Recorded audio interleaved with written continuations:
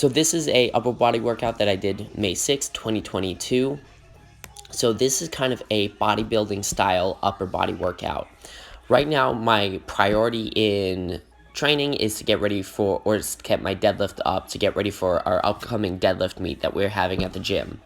So my main focus is going to be the lower body, and that's where I'm putting a lot of my training resources. So for upper body, it's more just hypertrophy, getting some blood flow to the joints, building some muscle, and kind of just generally having a little bit more fun with it, as opposed to really training heavy, getting my bench press up as like I would be if I was getting ready for a meet.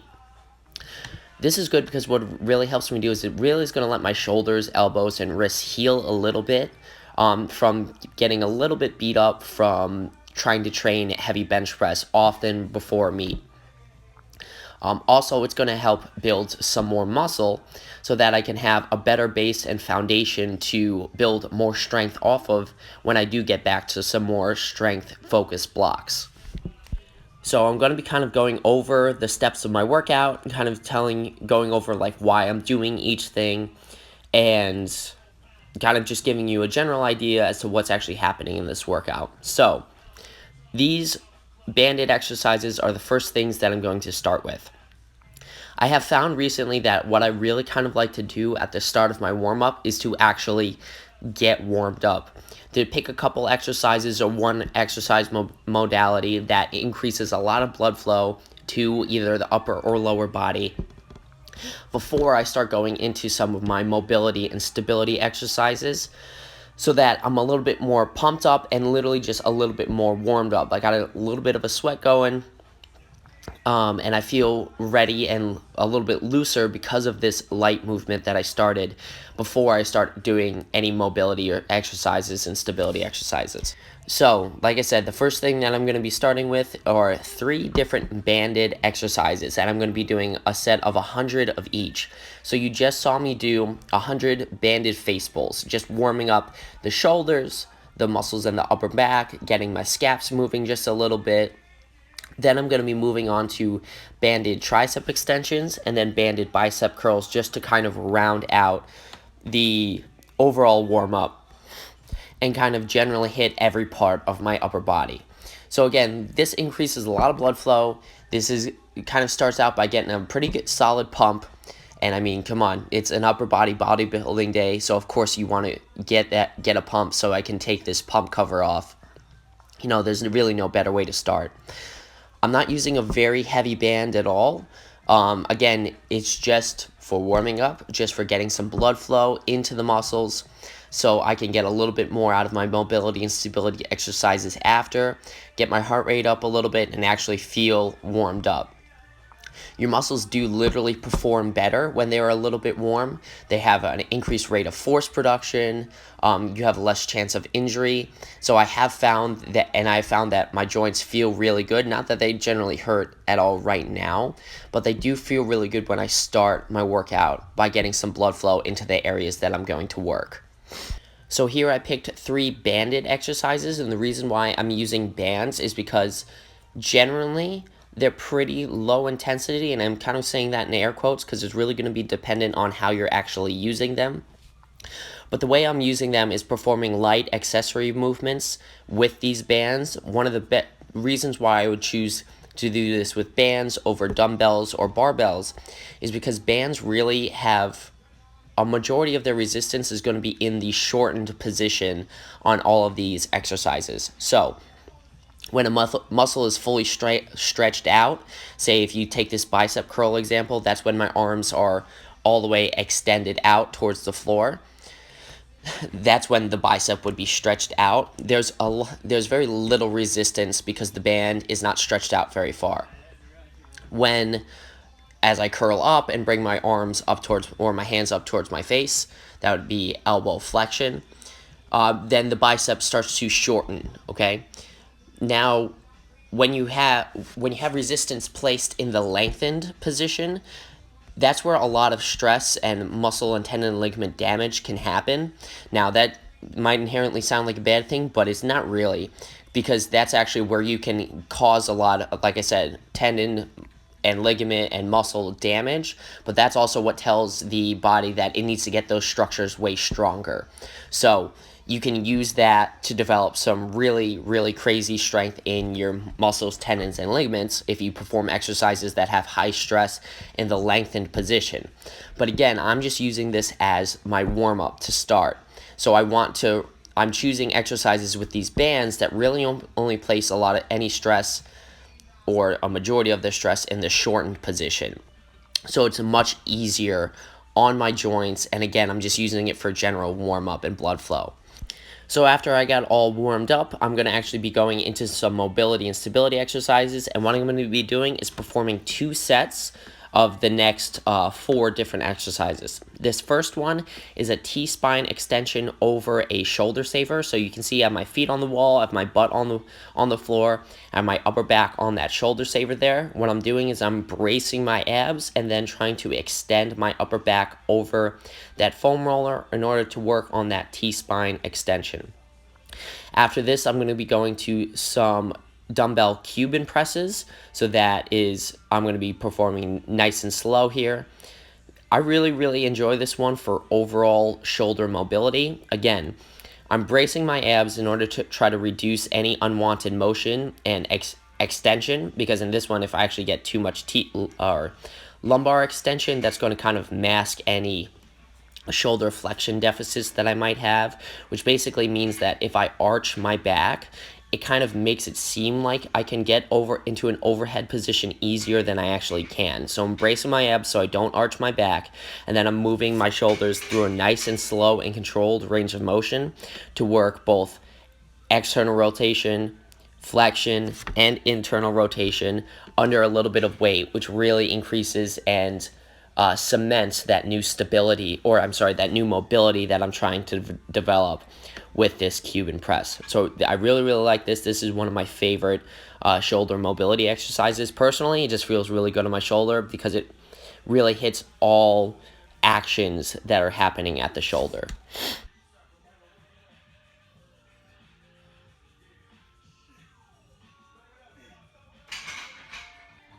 Next, I'm going to be hitting lat packs. So here I'm just hanging onto the pull-up bar and I'm doing a little shrug up.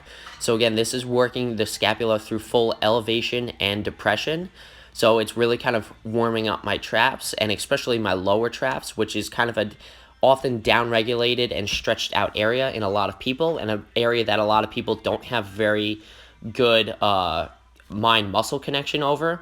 So I really like this one to try to develop that mind-muscle connection with the lower traps.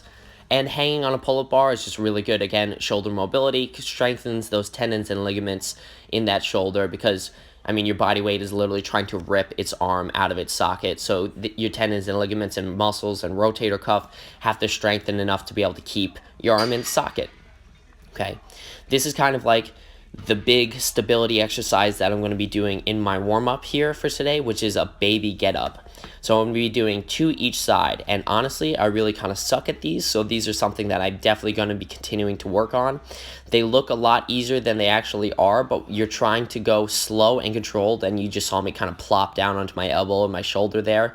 That's one thing that I'm really trying to avoid, is you're actually trying to go nice and slow and controlled throughout the whole motion, and you're also trying to depress that shoulder blade the whole time. So you're not letting that shoulder kind of get hiked up by the ear, and then bridging up, and then this down part is the really tough part. You got to brace your abs really tight. I'm trying to reduce any of that plop there.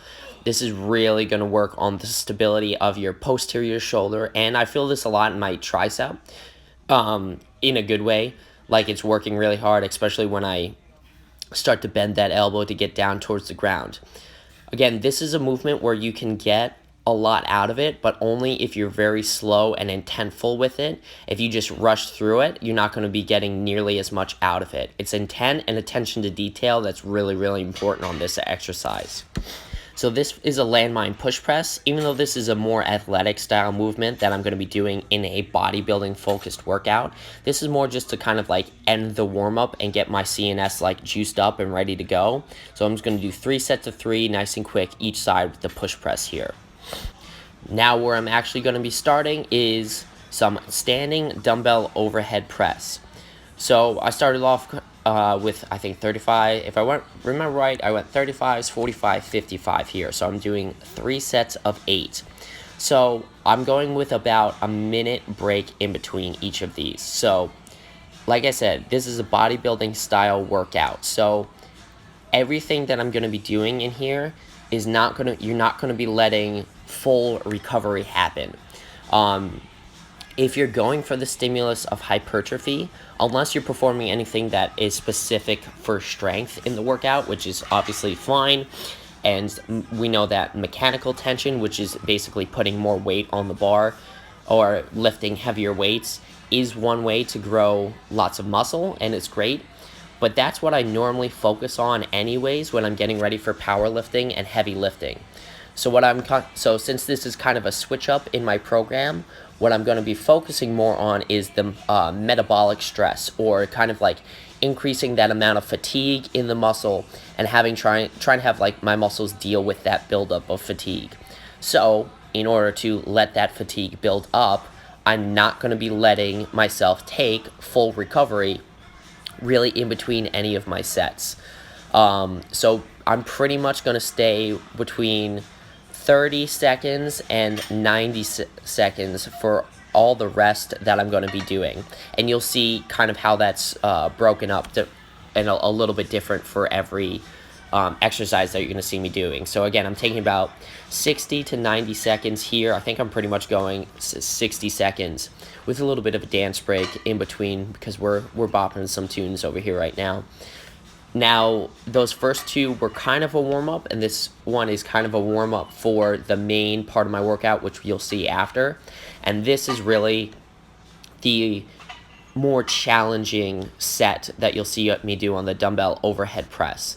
So it's good. Again, on the dumbbell overhead press, you want to keep your abs really, really tight. Make sure I'm not arching my back, which is one of the reasons why I chose to do that Cuban press in the warm-up, because it kind of warmed up that feeling of like keeping my abs tight, my ribs down, and trying to not arch my back, but while still being able to get my arms straight up overhead. Again, and really trying to maintain this even when I get under some sort of fatigue towards the end here. Ouch, tough. That last was... So my main big challenge for this workout today is what I'm going to be doing is I'm doing barbell push-ups versus a resistance band. So you can see I kind of have a resistance band placed around my back, and it's underneath my hands, and then my hands are on the barbell. Basically, why would I not just do push-ups on the floor? And basically, this is just going to change up the angle that I'm going to hit my pecs, shoulders, and triceps at. And any new little variation that you're going to be doing in a workout is going to provide a little bit different stimulus for the muscles that you're working. And this is going to force them to adapt. If you always do the same thing over and over again, eventually your body adapts to it and stops getting better from it, and in fact can actually start to get worse from it. So that's basically it. So like I have no problem doing push-ups on the floor. Normally we would do barbell push-ups for people who are still like progressing in order to get to push-ups on the floor. However, I'm using it for the purpose of hitting my muscles at a little bit different angle, so change up the stimulus just a little bit. But I'm using the band to increase the difficulty of that anyway. So it's a different angle, but the band's also providing a different stimulus and different amount of resistance, really kind of trashing my triceps as I get up towards the top of the movement. I'm trying to like extend, get my arms straight, and I'm having a tough time with it. So what I'm doing here is I'm doing 100 total reps in as little sets as possible. And basically what I'm going to do is I'm going every set until failure, and I'm saying failure in air quotes, where I'm really, like, I'm leaving 1 to 2 reps in the tank. Although I think towards the end I did actually fail a couple push-ups because my arms were so pumped up. So the reason why I'm not going to total failure is because I know that I have a lot of work to do. I have 100 reps that I've got to do, and I'm trying to do it in as little sets or as little time as possible. So if I go till total failure, it's going to take a lot longer for my body to then recover and be able to do anything as I continue on. Say I hit a set of 30 push-ups at the start, and I'm just going to be gassed out for the rest, and I can't really do anything. If I leave 1 to 2 reps in the tank, then I still have the ability to shake it out quick and then get back to it. Now, as I get towards the ends and I'm closer towards my rep goal, then I can start to push a little bit harder and actually go to normal failure. It's just I'm not going to failure right off the bat, because then it would take me forever to get to 100 reps like this. After I do a set, I'm trying to take between 30 and 45 seconds before I do another set. Again, that's to let or help fatigue build up. I'm not taking full recovery, because again, I'm not necessarily going for strength on these, even though I feel like it definitely will help me get stronger, but my strength is kind of a byproduct on this exercise. What I'm really going for is hypertrophy and really trying to get a great pump between my pecs, shoulders, and triceps.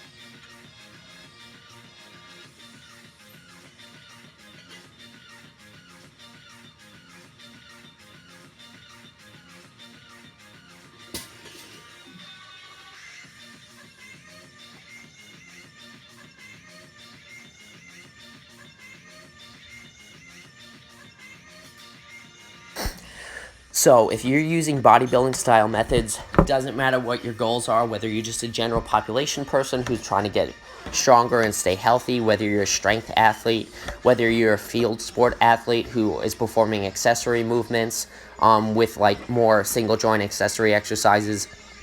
You guys can do that in a variety of ways that's really only limited by the amount of imagination that you have and your ability to actually feel the correct muscles working.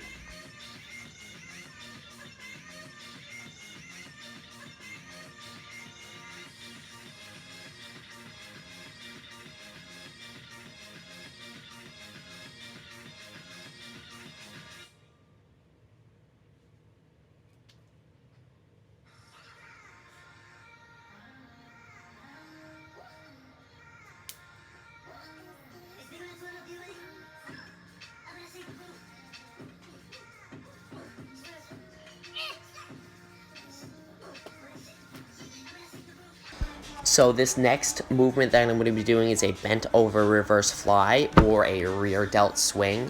So what I have is I have 25s in my hand. I'm kind of bent over, chest down towards the floor, and I'm just kind of swinging my arms up out to the side.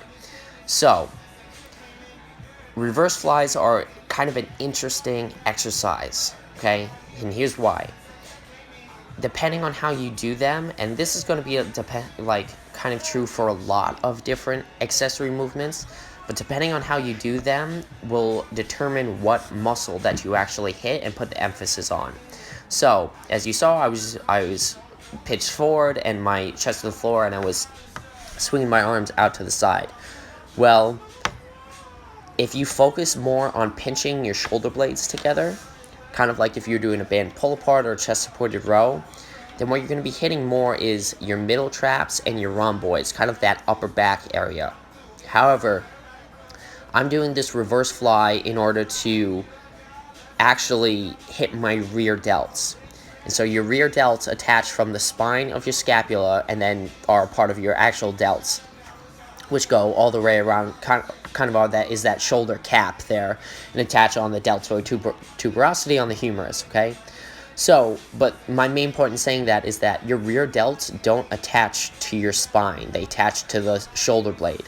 So if you focus on pinching those shoulder blades together, you're actually not using the rear delts anymore, because they can't possibly be used if you move your shoulder blades and you pinch your shoulder blades together, because they don't attach to the spine anyway. So when you are trying to focus on a muscle, you got to move the origin and insertion, or basically the starting and ending point of that muscle, closer and farther away from each other. So I'm just focusing on swinging my arms out to the side. As you can see, I'm not getting full retraction there. Well, that's okay. That's because that's not what I'm focusing on. I'm just focusing on kind of swinging my arms out to the side, because that's what that rear delt does.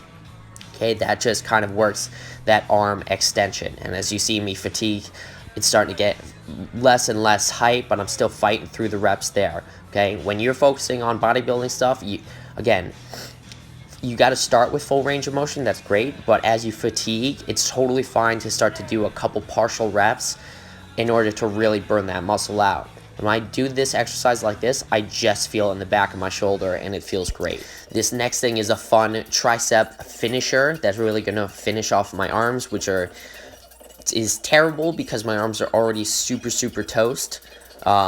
So perfect. I guess, like I've been talking about fatigue build-up this whole time, so I guess that means I'm doing it right. So this is banded tricep death. Basically, I have 3 different bands of different levels of resistance, and I'm going to be doing an Amrap, or as many reps as possible on every band, then going no break right into the next one.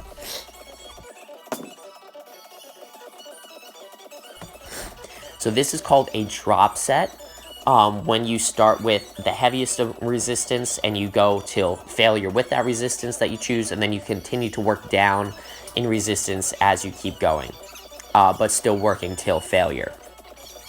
The theory and the idea is that dropping the resistance as fatigue increases allows you to continue that set and get a lot more volume and work in, which over time will allow you to build bigger muscles and train those muscles even harder. Because obviously, as you fatigue, as that fatigue starts to build in a specific muscle group area, you can't keep doing the same weight.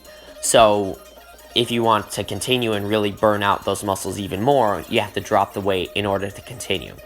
So you can do that through a bunch of different modalities. Again, this is just one way that we like to hit the arms with banded tricep death, because it also sounds really cool when we say it like that. And you can also do it with as many levels of resistance as you choose to do. So right here, I've got 3 bands. You could do it with, I wouldn't recommend any more than like 5, but you very possibly could, depending on the level of arm training that you want and how advanced of an athlete that you are. So last real exercise that I'm going to be doing here for a hypertrophy reason is fat grip bicep curls. So hey, who doesn't want more biceps? Great, okay? And if you say you don't, it's really just because you're lying to yourself, so I don't really believe you. But, so, ending with 2 sets of 10 bicep curls, okay? So 2 sets of 10 doesn't seem like a lot, and with the weight that I'm choosing to use, it's not that much if I just powered through. However, you see me going very slow and controlled with it, slow on the way down, kind of controlled on the way up, because that is what is letting me feel the tension on those biceps there. I'm very purposely slowing it down so I can feel the tension on the muscles and on the areas that I want to work. It's not a strength stimulus, it's not a power stimulus, it's a hypertrophy stimulus. If you're not hitting the areas that you want to work, then it's not worth doing, okay? What Pat gave me was to do 2 sets of 10. Now I know that the 2 sets of 10 at the weight that he gave me wasn't going to be super difficult, so what I did was I made it difficult. I made it tougher by slowing it down and feeling it and being more controlled with it. One of the things that I kind of pride myself on and is that something that I've learned recently is that if I want to make a set of 5 fit to failure with that weight, I could.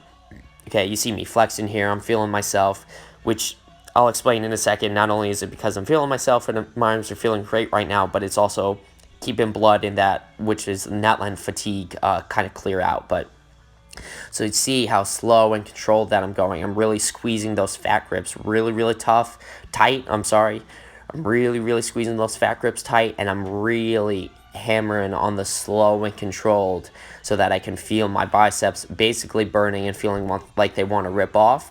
If I was just swinging through this and doing just 2 sets of 10 without any tension, then I really wouldn't be getting that much benefit out of it. So the reps are important, the sets are important, those are all fun things to talk about, but they can really be negated if you don't understand tension and the muscles and the areas that you're trying to work. So you see me, I'm really dying on this last one here because I want to, because that's how you get better. Intentful, powerful movement.